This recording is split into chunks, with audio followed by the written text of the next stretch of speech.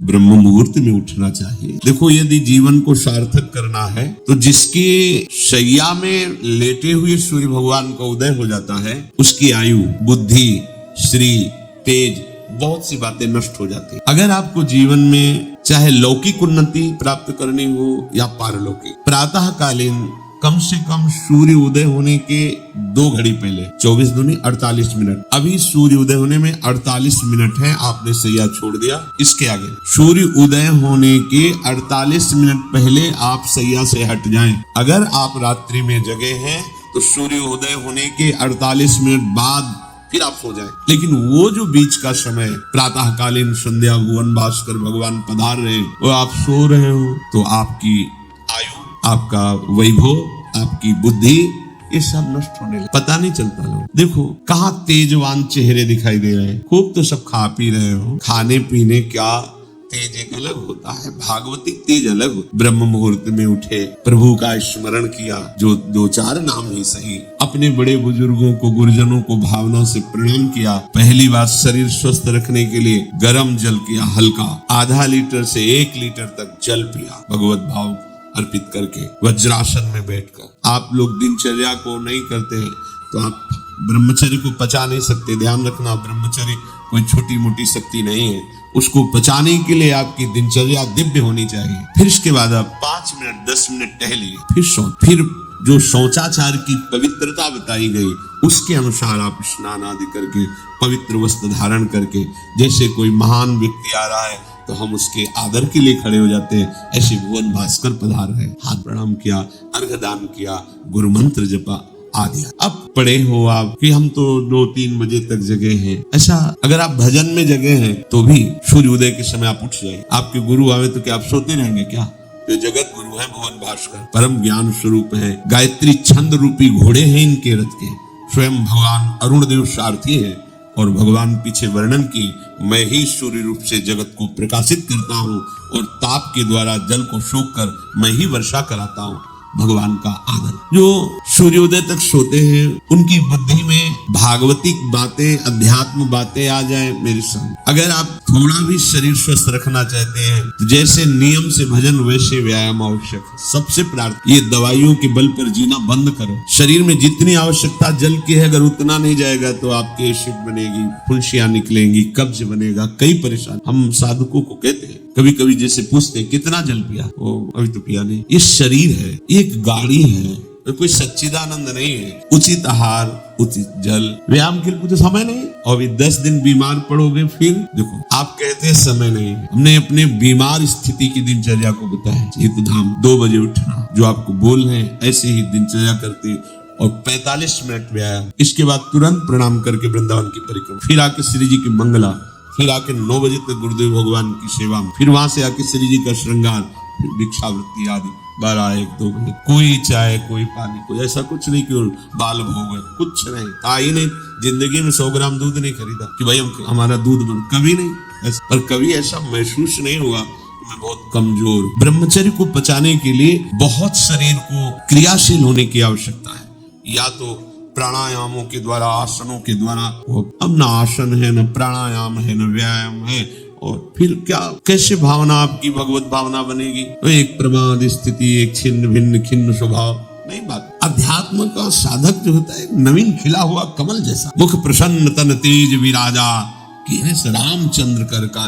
कोई असाध्य रोग, कोई बहुत प्रिय, वो बात अलग है। तो ऐसा वो जैसे कमल खिला होता है ऐसे खिला रहता है। तो हर समय चिंतन सही, आचरण सही, सब कुछ सही। जो भगवत भावना विहीन जीवन है वो मुर्दा जीवन है। जिन हरि भगति हृदय नहीं आनी, जीवित सब समानते प्राण। वो जान नहीं रहे, मुर्दे जैसा जीवन है। क्या जीवन? वही गंदे भोगों को भोगना, उसी का चिंतन करना, और भोग भोगने वाले शरीर को स्वस्थ रखने के लिए विषय सामग्री इकट्ठी करना, इसके बाद मर जाना। बोलो इसके अलावा और क्या? ये बनाया, वो बनाया, वो बनाया, जरा सा हिला, पूरा का प्रांत नष्ट हो गया। क्या है शाश्वत? क्या है? हमें तसल्ली होती है, हमने एक मकान बना लिया, तसल्ली होती है, 4 लड़के हो गए और काल का तमाचा लगा, पूरा का पूरा सब। क्या तसल्ली? हृदय को तसल्ली तब दो जब नाम राधा। दिनचर्या ही नहीं बन पा रही है आज के नए समाज की, दिनचर्या ही नहीं बन पा रही, भगवत भावना ही नहीं है। देखो, अगर परिवार में रह करके आप भगवत भावना नहीं करते तो सब परिवार में रहकर आसक्त हैं और सब दुर्गति को प्राप्त होते हैं। जब तक भगवत भावना नहीं है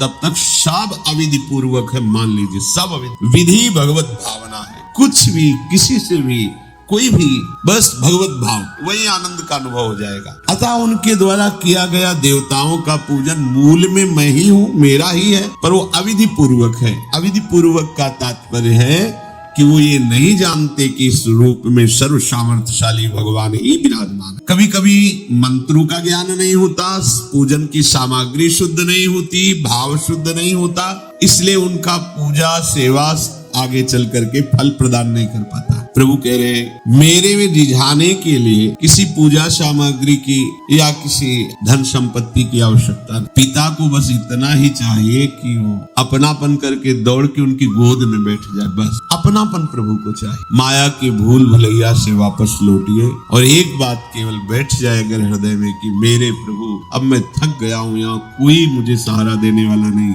अपना नहीं, नाथ मुझे अपना बना लो। ये बहुत बड़ी बात है हृदय की। किसी के बहुत भाग्यशाली होगा उसके हृदय में बात आए, प्रभु उसकी रुचि का विषय बन जाते हैं। प्रभु जहां वो ऐसा भावना करता है और उसकी रुचि हो जाती है प्रभु में।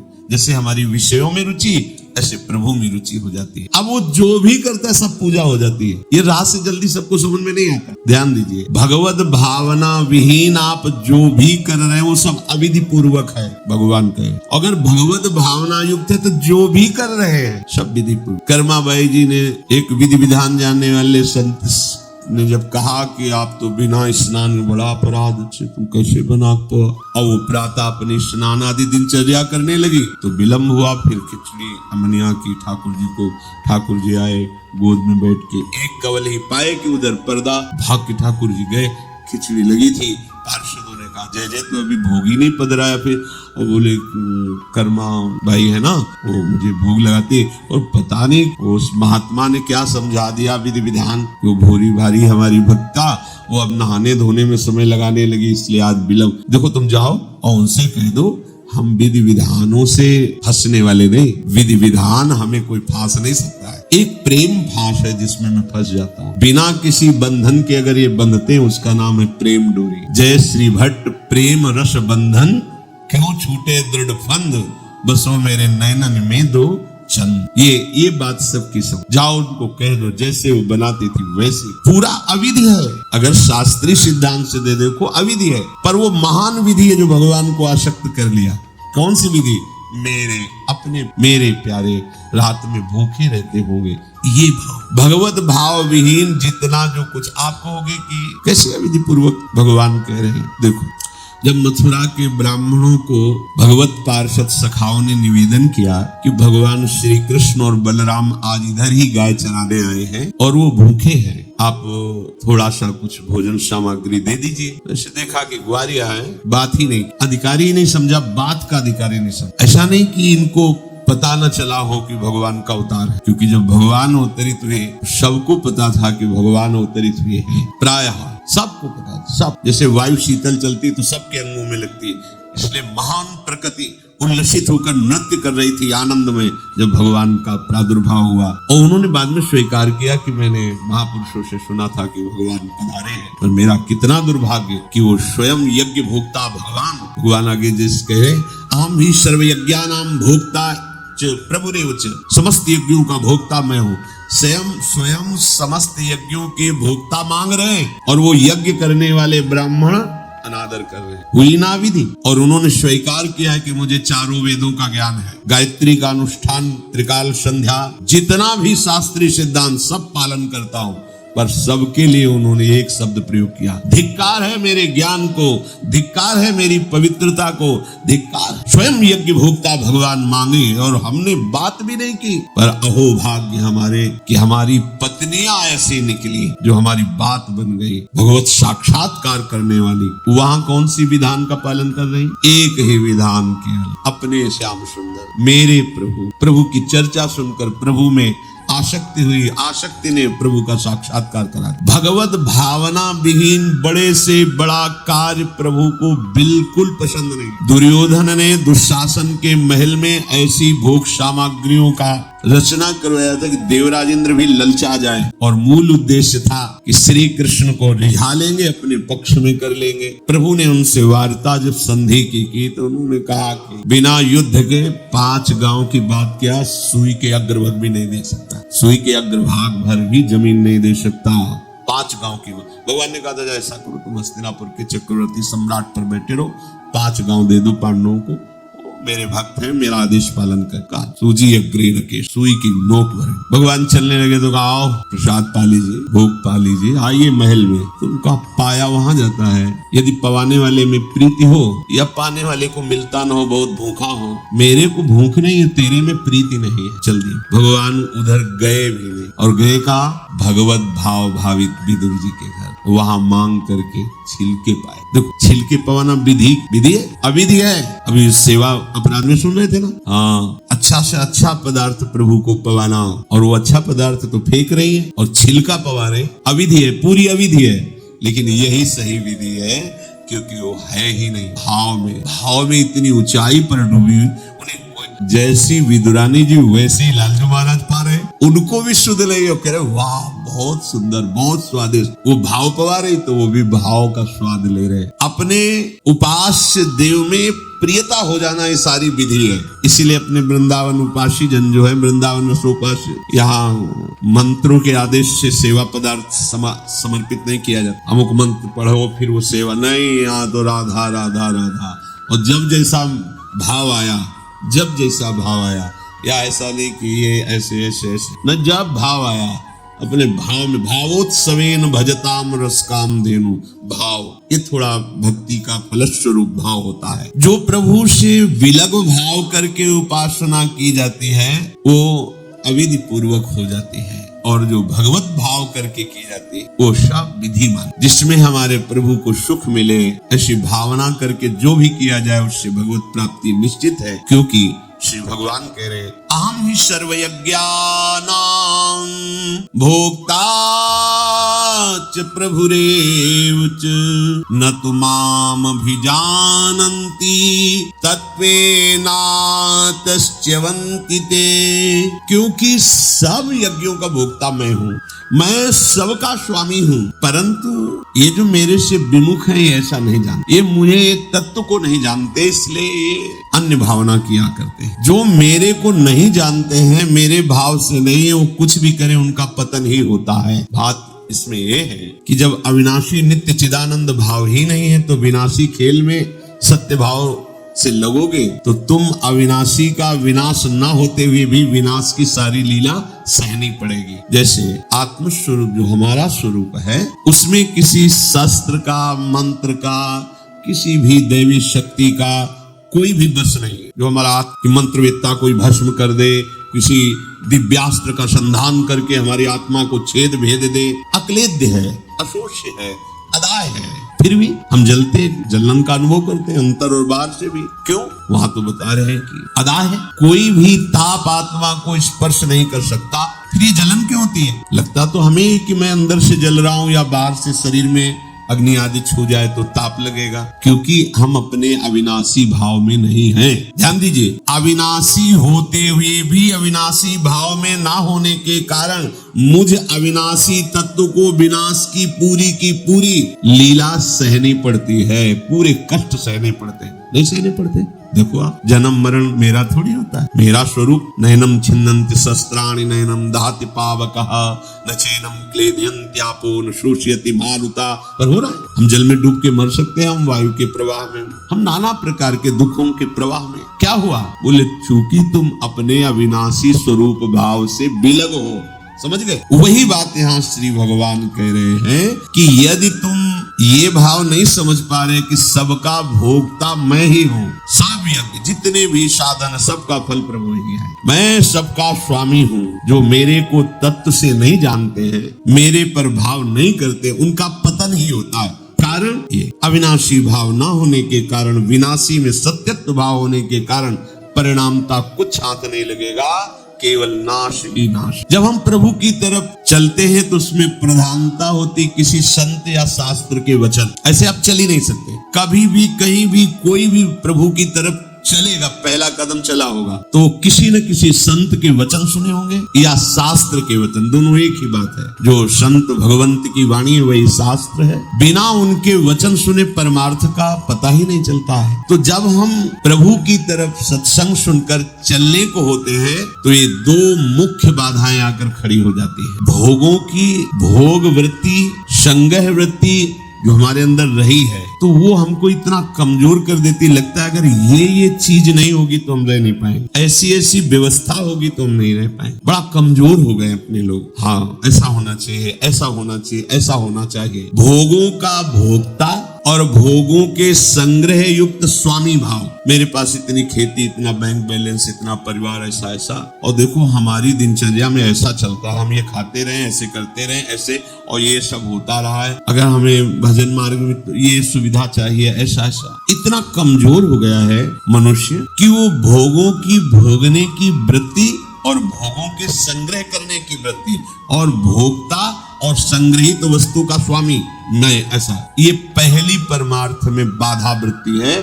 और ये प्रायः हम सब बड़ी खुशी से बाधा लिए चल रहे हैं। देखो ये बड़ा सूक्ष्म, चूंकि देखो अध्यात्म है, अध्यात्म तो जगत से बिल्कुल ऐसे। कोई बड़े भाग्यशाली जन होते हैं जो सुनना चाहते हैं, उनसे भी बड़े भाग्यशाली जन होते हैं जो चलना चाहते, उनसे भी बड़े भाग्यशाली जन जो चल रहे हैं, उनसे भी बड़े भाग्यशाली हैं जो महत्व रखकर चलते हुए उसका अनुभव कर रहे हैं। जो अनुभव कर लिए सतरते सा लोकान तारयति, वो स्वयं तर जाते हैं, स्वयं तर जाते हैं, लोगों को तार देते हैं। ये उल्टी बुद्धि लेकर जब परमार्थ में चला जाता है तो थोड़े ही समय में वो परमार्थ से विमुख हो जाता है। भोगों की भोगने की सुख बुद्धि और भोगों के संग्रह की और उसके स्वामित्व का भाव जहां अंदर वृत्ति लिए थे वहीं पर। ऐसे पूरा जीवन करने पर भी परमार्थ पथ नहीं मिलता और कहने लगते कि हमें 50 वर्ष हो गए परमार्थ में चल। ये बात समझ लेना, परमार्थ पथ एक कदम भी चलोगे तो तुम्हें इतना स्वस्थ और मजबूत बना देगा कि तुम्हें कोई परास्त नहीं। एक कदम, अरे 12 वर्ष में तो सिद्धि प्राप्त हो जाती है। किसी भी मंत्र को, किसी भी नियम को 12 वर्ष तक किया जाए तो सिद्ध हो जाता है, ऐसा संतों ने वर्णन किया है। पर हम ये कह रहे हैं कि 50 वर्ष भी आप लगा दीजिए, अगर ये दो भाव आपके सुधरे नहीं तो कुछ समझ में नहीं आएगा। आपको याद होगा हित धाम में एक समय शाम टाइम लगभग 75 वर्ष के विरक्त वेश के महात्मा ने एक प्रश्न किया था कि मैं किसी ऐसी आदत से परेशान हूँ जो आज 75 वर्ष का हूँ, फिर भी मुझे करना होता है। अब क्या करूँ, तो मरने का समय आ रहा है। मुझे आश्चर्य नहीं सर्वाश्चर्य हुआ। पूरा जीवन भगवत मार्ग में चलने का प्रमाण देने वाला कि मैं भगवत मार्ग का पथिक हूँ, 75 वर्ष की अवस्था में वो अपनी उस वृत्ति को नहीं छोड़ पाया जो भगवान से विमुख कर। अब कहीं डींग अपने लोग हाँक सकते हैं कि इतने वर्ष हो गए परमार्थ। शरीर का समय व्यतीत करना कोई परमार्थ का मार्ग तय कर लेना नहीं है। विवेक के द्वारा भोगों का त्याग करके निरंतर परमात्म चिंतन, ये परमार्थ का मार्ग है। आप चल के इस पे देखो कैसा अनुभव। लोग समय व्यतीत करते हैं भोग चिंतन, भोग स्वामित्व में, और वर्णन कर देते हैं कि इतने वर्ष हो गए हमको परमार्थ में चलते हुए। दम्भ कभी सत्य वस्तु का अनुभव नहीं कराता, नाटक कभी सच्चिदानंद रस का अनुभव नहीं कराता। भगवत रसिक जी कह रहे, बिन विवेक वैराग्य भक्ति बिनु सत्य न एको मानो। बिना विवेक और वैराग्य और प्रेम भक्ति के उसकी एक भी बात सत्य नहीं मानना है। कोई भी हो, कितनी भी अवस्था का हो। ऐसा जरूरी नहीं कि कोई कितनी भी अवस्था का वयोवृद्ध या कोई, उसकी बात हमें माननी ही है, सुननी है, ऐसा नहीं। भगवान सुखदेव जी 16 वर्ष की अवस्था के हैं, जे ही गंगा की रीति पर चरण पधराते हैं। परीक्षित जी अनशन व्रत लिए बैठे हुए, आमरण अनशन, बड़े बड़े महापुरुष बैठे हुए हैं। श्री सुखदेव जी के पिता महादि सब बैठे हुए हैं। जे ही देखा दिगंबर वेश, शरीर की शुद्धि नहीं, श्री कृष्ण प्रेम में मतवाले सब खड़े हो गए थे। सब 16 वर्ष की अवस्था के सुखदेव जी और 10-10 हजार वर्ष जिनकी केवल तपस्या साधना है, वो सब महापुरुष खड़े हो गए। क्यों? क्योंकि जन्म से ही भगवत अनुराग में दृढ़ महापुरुष, जन्म से ही माया रहित, अंदर से ही वैराग्य। वैराग्य ज्ञान और भक्ति का आदर होता है, अवस्था का आदर नहीं होता। आप कितनी अवस्था के इसका महत्व नहीं। और चांगदेव ने 1400 वर्ष की अवस्था। ज्ञानदेव जी की शरण में वो शिष्य बने।